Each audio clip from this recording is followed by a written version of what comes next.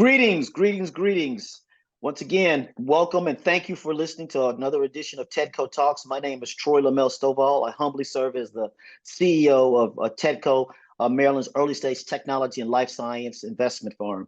I got a very special guest in it all kind of lined up. You know, this is how the good Lord works. And as many of you know, we tape these. And so I'm taping this in kind of mid-April. And here in the Baltimore area, we had just 2 weeks ago, just an amazing, tragic event that happened. The Key Bridge, the collapse of the Key Bridge. And I think one of the things people that may not know about Baltimore, this has really become, yes, it's a tragic event. We continue to lift up the prayers of the 6 families that have been impacted.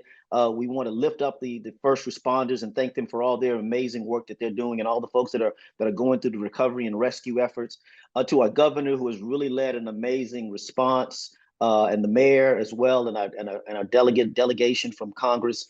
But what is shown, and what's happened just a few weeks before this, is we got a Tech Hub designation where we really rallied together to get that. And I think you're going to see that rallying together as well as we go through the recovery efforts for this bridge. And one of the leaders of that effort, both of the Tech Hub and what we're going to do, is a good friend here, Colin Tarbert. And Colin, thank you. Colin is the president and CEO of the Baltimore Development Corporation, or BDC. But before we get into it, I just want to congratulate you. You got your certification. You want to tell you about, you got your certification yesterday, as I understand it. You're a certified community developer. Did I get that right?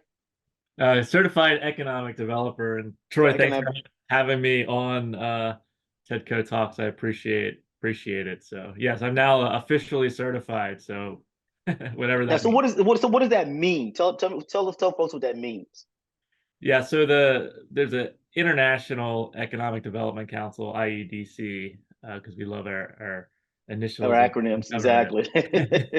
And they are kind of the professional association for economic development professionals. And so they have a certification program for folks like me in the industry to make sure that, you know, we're well versed, not just on our local economy and economic development needs, but a broader sense of what's happening internationally. Primarily it's Canadian and US, and so it takes a couple of years to kind of go through all of the classes, and then you have to study for a test. So I was like back in school, college, huh? Yeah, trying to cram the last couple of days beforehand, but it was a good experience. So well, good. And I'll give, before we really get into the hard, anything you want to say about the bridge and how we're responding to the bridge situation. Yeah, I would echo your sentiment in terms of, you know, is obviously tragic, and the loss of life is, you know, the paramount issue. But the economic impact is huge. I think for me, like I'm pretty well versed in the port and BDC. We operate the foreign trade zone, not just for Baltimore City, but actually for the surrounding counties as well. It's kind of our one program that goes beyond the jurisdictions, and so they're very heavily involved and impacted by the port operations. And so, you know, the first reaction when I saw the bridge collapse was like, is this real? Exactly. It looked like a deep fake. I mean, it's just so unimaginable. And then two, it was like, oh my God, you know, I hope people are safe. And of course, you know, there was loss of life there, but there were 2 survivors as well. And then, you know, the next reaction was, oh my God, the port's going to be shut down. Yeah. And, you know, in terms of job figures, it's probably, you know, almost 10% of the jobs in the city, in the region. I mean, and those are direct jobs. That's the direct jobs. It's 10% of the direct jobs, right? Pretty close to that, maybe a little bit less, but then you add the impact, you know, the ripple effect, and exactly, you're talking about a huge impact to the economy. So, but I would echo your sentiments on the rallying and the coordination has just been amazing. Unfortunately, I've been through a couple, you know, crisis situations in my career, and I would say this time around, though, it was very seamless in terms of coordination, leadership, everybody plugging in, figuring out how they could work. So, you know, I'm very confident that the port will get reopened. We will recover. We'll be more resilient in the future. It's going to be a long process for the bridge, but it seems Yep. like the port piece is actually moving much faster than I had anticipated. And I think the sentiment from the business community has been impacted, has been very positive. I mean, I think they understand like it's a 24/7 operation, state, federal, locals throwing everything we've got at it. And I think they're very appreciative of it. Yeah, and just for our audience to understand, and Colin, if I got my numbers wrong, please correct me. Baltimore is one of the busiest ports on the East Coast. I know it's the number one importer of cars, if I have my numbers correct. Um, and we keep saying Baltimore, but the impact of this is national and international. I think I saw one story about we one of the biggest exporters of coal to India, and Yeah. India makes bricks, and those bricks come back here. That's part of the building process here. So this thing isn't just a Baltimore story. Correct. Yeah, I know it's international. And I think like a lot of folks who know Baltimore, they know we have a port, but the way it's sort of situated, you don't like see it. You see it very well from the waterfront though. And when you're on a boat, we take our BDC board of directors out almost every year on a boat tour of the port Oh, because that's it's cool. hard to see the scale of it from land.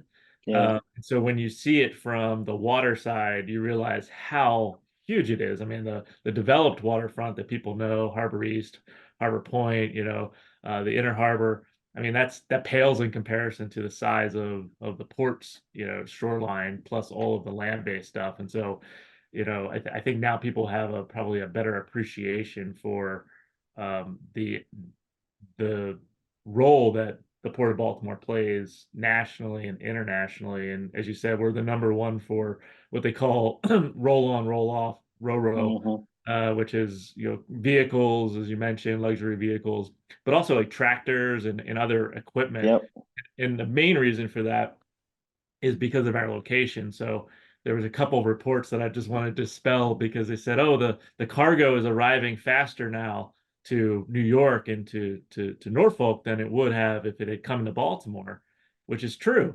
The cargo coming to port is, but Baltimore's location, we're the furthest First inland West. port. Yeah, So it exactly. takes an Yeah. extra four hours or half day or so to get up the Chesapeake. But once you're there, you're much closer to distribution, which is much more cost effective because it's a lot cheaper to move a tractor on a barge on a ship than it Yep. is on a truck or on a rail. And so I think I said, well, it might be going to port faster, but it's not getting to the customer any faster, and it's certainly not getting to them cheaper. So I think that will play significantly into our recovery. But yeah, I think people are realizing like, wow, Baltimore's a powerhouse when it comes to import. That's outstanding. Well, let's talk about you. Let's talk about me. You have you're a Terp. You're a Terp. Actually, on the day of this taping, I'm going to be at. I was at College Park yesterday. I'll be at College Park again today with some conferences. Um, but you're an architect by training who has gone into public service, right? And so I want to talk about that, but I really want to talk about Colin a little bit. And so, we do a little digging on people, Colin. And so I'm probably about to embarrass you pretty badly. So I'm going to go ahead and tell you that up front. Okay. Uh-oh. So I know you like to fly these things called drones. And so I'm going to probably get you into trouble. Have you flown it somewhere you probably wasn't supposed to fly No, never. it? Of course not. Well, so what's the most Not. interesting I place certainly you did flown not it? do it ever intentionally. But there. Talking about certifications, that was my first certification. I think in recent years, it was a bit of a pandemic hobby. We were all locked up at home and in our offices, and so um, it, BDC, like other nonprofits, quasi organizations, do not have vast resources and marketing budgets. Yeah. And Welcome so, to the club. Exactly. welcome to the club. And so I thought, well, we could probably save some money if we figured out how to do this drone thing. And some other folks had said, yeah, we want to do it too. And then they said, yeah, but you gotta have a license and you gotta do this and that. And so during the pandemic, I ended up getting my certification, and it's a Part 107, and that allows you to not get in trouble with the feds on commercial recording. And so we've actually used it quite a bit. So It's come in handy. Probably did a lot of recording and taking pictures of projects and sharing So that. how many drones do you own? Several drones? No, we have one BDC drone Ah, that we have. cool. And I don't know how much digging you did. Did you do a lot of digging? Well, that's next. Okay, So on that, so I understand you love to be on the water. We've been talking about water a lot, and so you love to do your paddle boarding, right? I do. Yeah. So what's your favorite body of water? My favorite body of water is the Gulf of Mexico. So Which part? Now you know, I grew up in Texas, so that's the body of water for us. okay. I go to a little undisclosed area on the panhandle of Florida, and Undisclosed area. I like to paddle down there. So That's where you take your drone so you can fly in an yeah. undisclosed area. I do not fly down there because there are, as you probably know, there's a number of military bases along the Gulf Coast of Florida, and so they would not take kindly to drones. It's actually very restricted down there. So So are you in like the into in the canal there, or are you actually in the Gulf of Mexico? in the Gulf, yeah, Are you in there's the Gulf? sky too, but it's fun to paddle out on the Gulf, especially when the water's calm. You probably know it's very different than the Atlantic coast where there's pretty much always waves in the Atlantic. The Gulf can just be, like a sheet of ice, sheet of glass when it's calm. So water is going to have a theme in this beginning. So we also know that there's a certain type of food you like to eat, correct? I don't know where you're going with this one. Aren't you a pescatarian? I'm pescatarian, yes. Yeah. I would probably be full vegetarian, but being from Maryland, I mean, I can't give up crab cakes. So So, Colin, in lieu of all these wonderful things we know about you, I wanna give you a little surprise here. Um, there you go. How that's me. about that? How'd you get that picture of me? How'd you like that? How'd you That's like that? great. I think that is the drone too. I think Yeah, we is got the that the drone? CGI drone. So Well, all right. So let's go back to a little bit more professional stuff. So again, you were a Terp who studied architect, but most your career has been pretty much working in government, Baltimore government to be more explicit about it. You've worked with, if I got my facts, with 5 or 6 mayors. So you've had a number of mayors. So one of my first questions on that is talk about the thinking and how you thought about transitioning from an architecture and even what you use as an architect yeah. to being a public servant. It's 6 mayors, but who's counting? 6 transitions. Yeah, so I studied architecture, University of Maryland, as you said. I did my undergraduate and graduate degree there. So it's a 6-year program. I did a 4 and 2 back to back. And when I was in architecture school, I did well academically, but I will admit I was not like the best and most creative designer. I also studied. This must not have been in your notes, but I studied entrepreneurship. You don't know what's in my notes, Colin. It is? Yeah, sure. And so at Maryland, the architecture school is across the sidewalk from the business school. Yep. And it was interesting to me that the students never really kind of went back and forth across the sidewalk, as I would say. And so I was fortunate enough to apply to the Hinman program, entrepreneurship program, which I think is still there. And I did a citation in entrepreneurship, and I loved it because it was very similar to architecture in the sense of the creativity, but through just kind of a different lens, different strategies. And so the program was really just listening to entrepreneurs come in and tell their stories about how they started a business and then they lost everything and then they came back. And I just found it really fascinating. And so studying architecture and business, if you merge the two, you get real estate development. And so is that how you merge? that's how I think of it, was sort of the two kind of coming together. And so I found the process of real estate development, especially urban real estate development, complicated mixed use, urban planning, a much more. I found architecture to be one piece of that puzzle. Yeah, And yeah. so I liked kind of putting together the whole piece of it. And so I had gotten interested in real estate development. A good friend of mine had started the real estate development club at Maryland, kind of a student-led club. It was the Red Club. Everyone thought it was like this, socialist communist thing, but it wasn't. It was all about real estate development, private capital, and so we started a little club. It's now a full graduate program that got established Well, after. that's entrepreneurship right there. Yeah, we had a very enlightened dean who realized that if they started a real estate program within the School of Architecture, they could probably get someone to write their name on it, which happened pretty shortly thereafter as well. So we had gone to the business school, and the business school was not interested in real estate. They were interested in technology, which was ironic because it's the Smith School of Business, who is a big Yeah, real you're right. estate. You're a real So estate guy, exactly.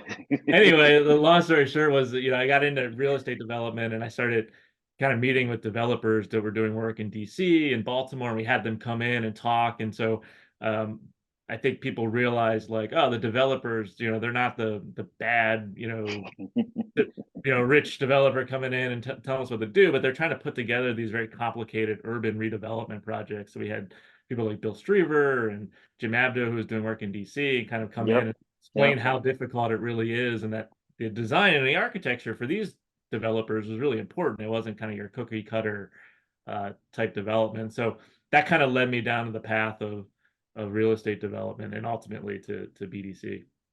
So you bring up, tell the folks what BDC is and what it does. Sure. So Baltimore Development Corporation, we serve as the city of Baltimore's economic development arm. So our primary mission is to drive job growth and investment in the city. And we'll probably talk about this a little bit later, but I think over the years, we've also evolved to make sure that that's being done in a more inclusive and equitable way. Yep. So that's really our primary mission. We want to see investment across the city, not just in downtown, but in neighborhoods. And we want to make sure that the economic growth that happens in Baltimore City is something that benefits all Baltimoreans. So people might be wondering, what is a real estate guy and a tech guy? What's the connection between the two? And there's a number of them, but there's a more recent one as well. I mean, at the end of the day, for entrepreneurs need a place, right? Entrepreneurs need a place, and part of what Colin is describing is placemaking it in a simple way, and then making it an attractive place for people to want to be, particularly, frankly, entrepreneurs to want to start and grow and scale their companies. And so there's a connective tissue between what Colin and his team are doing and what we're doing. But more explicitly, part of a BDC, and I'll let him talk about it, they have an entity called ETC, which is, there's even more of a recent connective tissue, which I'll let Colin talk about. Yeah, so ETC has stood for Emerging Technology Centers. That dates back to the mid 90s when it got established in Baltimore. And that is our version of our tech incubator program. Right. And so over the years, I don't know how many at this point, but well over 100 businesses have started up and been incubated through ETC. And it has been, to your point, like the placemaking piece of this is really important. It has been traditionally a place, a building, and we've used it throughout the last 3 decades to do redevelopment projects. Mm-hmm.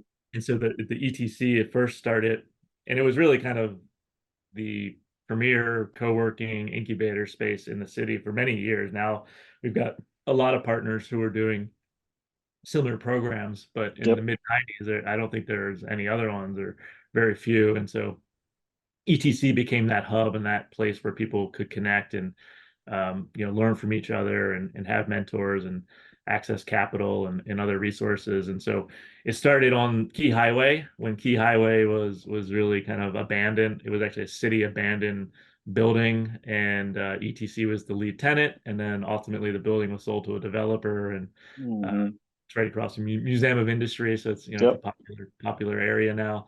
It then moved to the Can Company in Canton when that was abandoned, which tells you how long ago that was. And that was a Bill Streever project. And we were there for, I think, probably close to 20 years. Frankly, it just got so expensive. It was such a success. We kind of priced ourselves out of the Can Company. And then we moved to Haven Street, which Haven was Street. abandoned property. And if you've Right. been there, now there's the Monuments Brewing, and there's the axe throwing place, because you got to have those two next to each other. And I still don't understand the notion of axe throwing and alcohol in the same. We did it. It's still a concept I'm still getting used to, but it's separate point. doesn't sound like the best idea, but somehow it works, and they have insurance. I don't know. But yeah, so that we were there for 10 years, and now that building and that whole area has been redeveloped. And so now we're in the next phase. So I don't know if we're 4.0 or what it is at this point, but thank you for your partnership. We recently hired Dr. Artie Santhanam who was previously at TEDCO running Yep. tech transfer division. And so she's come on board. And as we've talked before, we're really thinking about how do we help startups in a way that is synergistic with all of the other partners, now that there is a very strong, even though it's growing, but it's a very strong, fairly connected ecosystem. And so we want to play a supportive role in doing that. And so we're looking at the venture studio model, which seems like is probably the next evolution of incubators. And you can probably talk better about the studio model than I can. But I'm hopeful that what we're going to do is help some of these businesses that have started, been invested in, that are kind of stuck, just try to get to that next level, Yep. to prove that we have the resources here. No, and look, you're right. Thank you for that. And yes, and Artie's is always be part of the One TEDCO family. Even though she's getting your paycheck, she's still part of our family. So love what she's doing and the elevation of her career. And yeah, I love the studio models we discussed, and because it's a really, traditional incubators kind of start them, but what you're trying to do is to accelerate them, and really surround them in a much more cohesive way, but also, frankly, particularly, I know you're going to focus on a lot of life sciences because of Artie's skill set. Get them through that valley of death. We get them at a certain point, and we can only take them to a certain point. But there is that point that they kind of lose momentum, and frankly lose financing too. And how do you get them through that piece? And I know that's a lot of the focus that you and Artie are trying to do, given that Baltimore has a number of these types of entities in it. So thank you for that, and appreciate that. You mentioned, this notion of diversity, and you and I talking. There's a great effort happening, led by our friends at Upsurge, around how to think about this notion called Equitech. We've led a study around this. Talk about, at a broader kind of development point of view, how you think about this notion of equity and this notion of diversity, as you think about, making Baltimore a place that people want to be at and want to raise their families and start their businesses. Yeah, so I took on this role at BDC in 2019, probably 6 to 8 months before the pandemic. And when I took on the position, my charge was to lead the creation of our next 5-year comprehensive economic development strategy, which in EDA, which is Economic Development Administration, their term SEDS plan. And so cities and regions across the U.S. have what we call a SEDS plan, which is this comprehensive strategy. We renamed it Baltimore Together. So if you Google Baltimore Together, baltimoretogether.com, you can find our 5-year comprehensive like SEDS. I said that sounds like some kind of disease you don't want to get. But it's it's government speak. It's government speak, right? So we branded it, and again, this was like pre-pandemic, so it ended up playing out pretty well. But I say that because basically when we started it, it was also an opportunity to kind of reset BDC, kind of reset the city.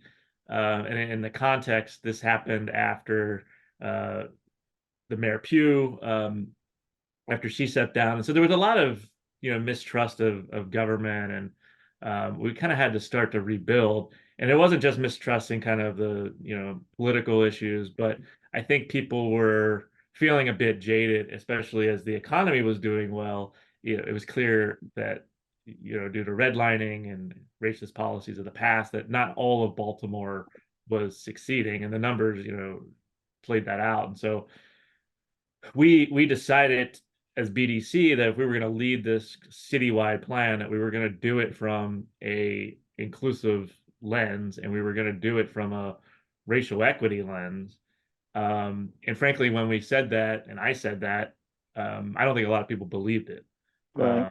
They kind of thought, okay, this is lip service. And so there were a number of people that we engaged to keep us honest and also help lead it, because I'm not an expert in that. I've learned a lot, but so Diane Bell McCoy was one. I mean, she's a legend in the city and what she's done. And so, I think a lot of people were questioning us, but I'll tell you what was really important when we set that vision, which was really set by, a number of stakeholders. We engaged about at least 300 stakeholders across business, government, nonprofit, and said, we want Baltimore's economy to basically close the racial equity gap, primarily between Black and white was the focus, and we were pretty intentional about that.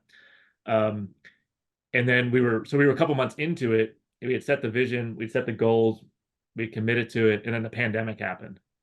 And that was our first test of whether or not we were going to do things the way they've always been done, or we were going to actually use it as an opportunity to set kind of forth a new way of doing business. Mm-hmm. And so the team, and I kind of give the BDC folks, like the team, the credit, they recognize that. And so one of the things that we started to do is like these little tweaks to how you operate programs, pay all the difference in terms of the results. And so the one example that I shared was our grant programs. They were not first come, first serve. They were all based specifically on need.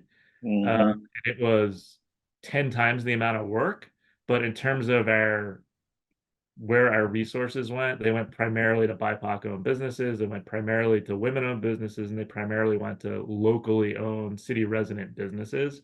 Mm-hmm. And most of those folks had not accessed any other state, federal type funding.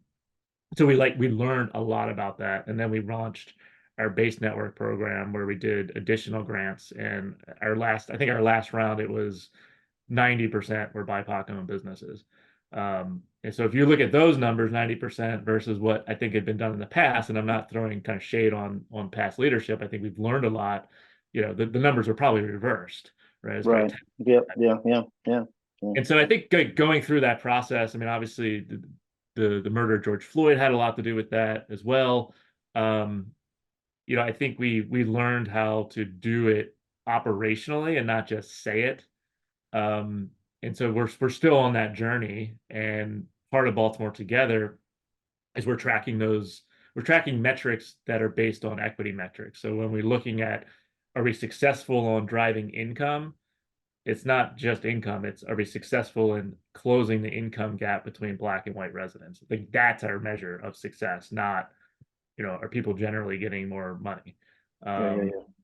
So I know it was a long answer, but it's something that I've been No, passionate no. But that leads to the next. So what is that? So with 5 years, let's just use 5 years. So we're in 24. So let's get to 29.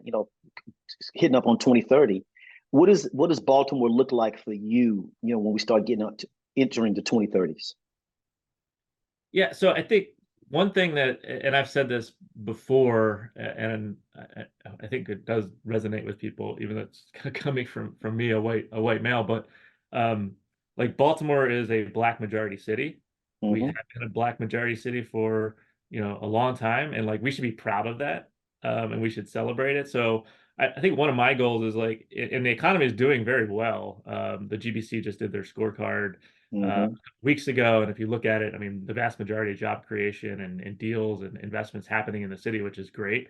But when I look fast forward 5 years, 10 years, 20 years, like I still want Baltimore to be a Black majority city, but one that's one that has neighborhoods that are all doing well, that are invested in.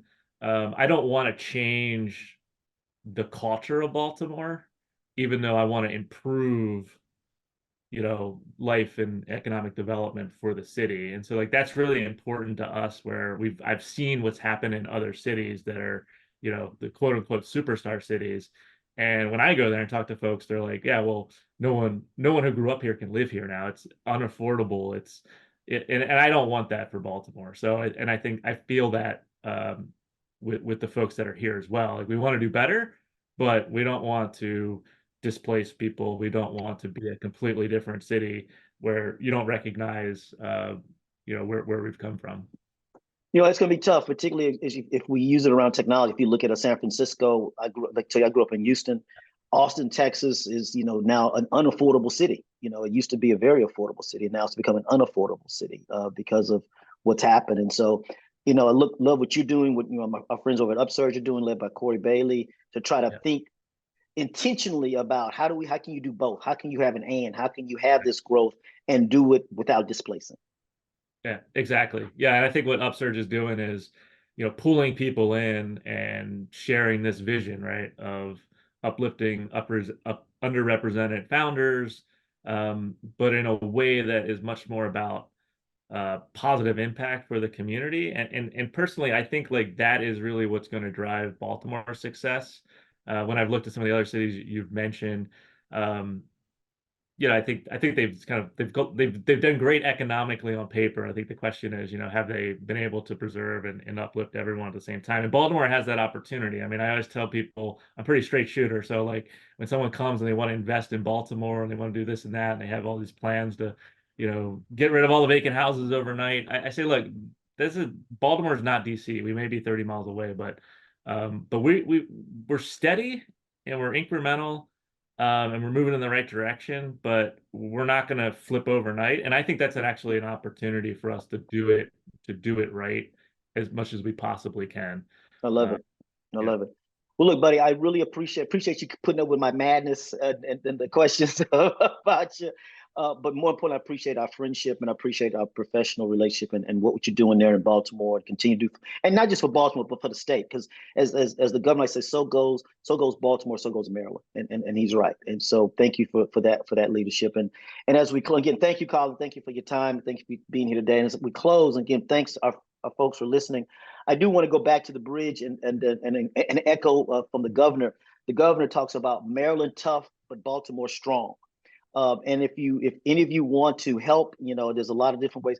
There is a website. If you Google Maryland Tough, Baltimore Strong, it'll take you to a site that will allow you to donate, to lend your prayers and support and whatever you want to do, whatever you're called to do.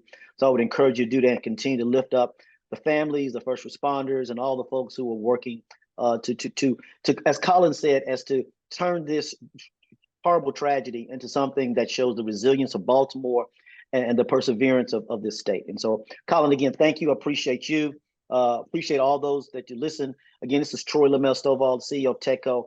Always stay healthy, stay blessed, and stay safe and stay sane. Take care. See you till next time.